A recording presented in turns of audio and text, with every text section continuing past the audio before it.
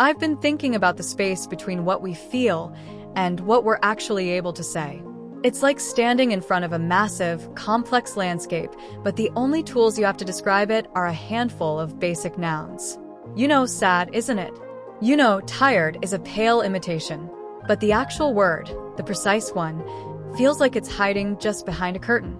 There is a specific kind of internal loneliness that comes from being unable to articulate your own weather. When we settle for generic labels, we aren't just being imprecise. We are actually losing the resolution of our own lives. I've often felt that our emotional vocabulary is like an old, blurry map. We use words like gloves, broad, heavy, and clumsy. We try to pick up a delicate feeling of anticipatory grief or the specific hollow of a Sunday afternoon, but our words crush the nuance. We end up sounding like a generic version of ourselves because the map we're using doesn't have the small, winding roads marked on it. But consider this. Why do we stop looking for the word? We settle for "I'm stressed" or "I'm okay" because precision is expensive.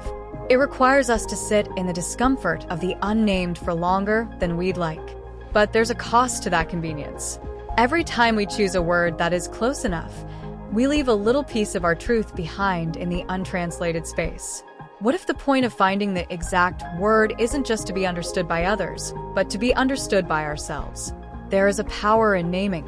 When you finally find a word, whether it's a loan word from another language or a metaphor that finally fits, the feeling doesn't change, but your relationship to it does.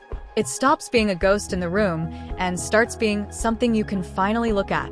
If there's a feeling you've been carrying that doesn't have a label yet, I'd love to read your attempt to describe it in the comments. Don't worry about being correct. Just try to be precise. Let's see if we can expand the map together.